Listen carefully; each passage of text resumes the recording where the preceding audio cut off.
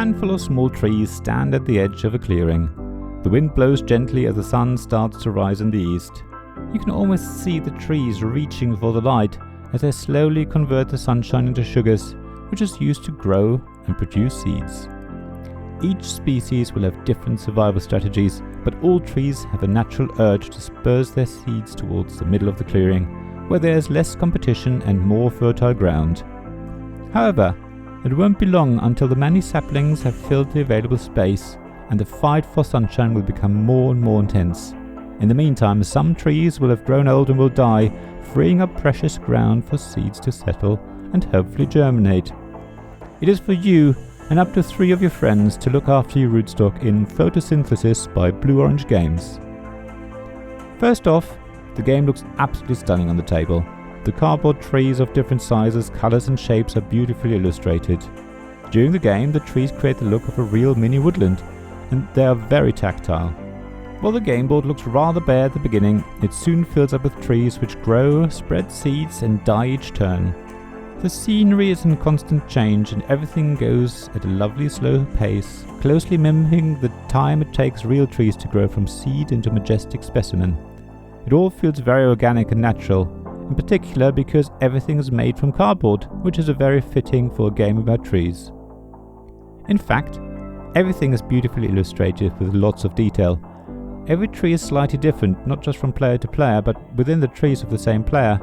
There might be a bird hiding in one tree and another might have a squirrel in it. The same is true for the player mats, while the game board is kept relatively simple to make gameplay easier, but even it has lots of detail around the outside. So as I said, the table presence is amazing and really invites you to play. At the same time, learning the game is very straightforward. The rules are really simple and the rulebook consists of 4 pages, one of which is for the contents, another half page for the setup. During gameplay, the player mats incorporate a little player aid, telling you how much different actions cost, all done in a very visual manner, making it easy to see what you can do and what you need to pay. Even the track that counts the light points, which is the currency in the game, has a little track to the side of it, which tells you how they translate into endgame victory points. It's really all there in front of you. However, there are 2 things that really make Photosynthesis stand out for me. First of all, there is the sunshine, which moves around the outside of the little woodland clearing and which decides which trees receive light. It forces you to think at least 2 turns ahead to decide where you want new trees to germinate and which trees you want to grow taller. It's a very simple mechanism which adds a whole level of planning while at the same time feeling very thematic and intuitive. The other thing is that very simple rules create a very strategic or at least tactical game. I very quickly compared Photosynthesis to chess during our plays, but while chess is very difficult to learn, Photosynthesis gets you playing very quickly, and it is a matter of playing several games to see what different approaches you can take to get the most points at the end. It is the emergent level of gameplay that only becomes apparent when you start playing that makes this game feel so wonderful for me. However, the need to plan ahead is also frustrating sometimes. After all, a lot can happen in 2 or 3 turns as other players' trees fill the clearing and all you can do is change your tactics, hoping to resume your original plan later in the game. At the same time, you can't just play this game from turn to turn, because it takes you at least 2 turns to plant a seed and make it grow into a sapling, at which point the sun will have moved around the board as well. If you don't think at least 2 turns ahead, chances are that your trees will sit in the shade, and you might not be able to take any or at least only very few actions on your next turn. Also, you'll probably find that players will go for specific starting spots for the trees every time, creating a very similar starting setup, therefore reducing some of the variability that you might expect.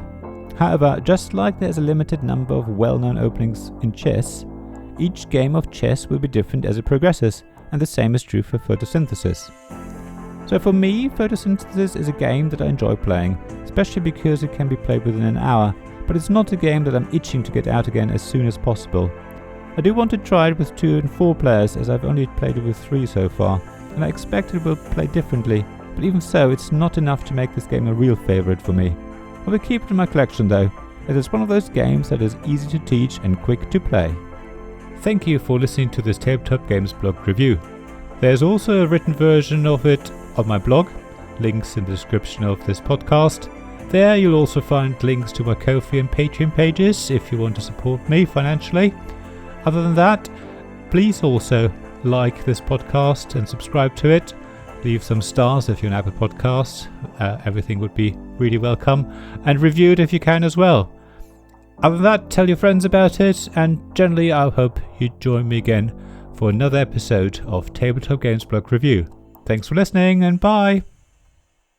This podcast was made possible by my Patreon supporters: David Miller of Subquad Publishing, James Naylor of Naylor Games, Paul Grogan of Gaming Rules, Robin Kay of Ruined Sky Games, Sarah Reed of Undine Studios, Tim Vernick, and Richard Simpson of Weird Wizards.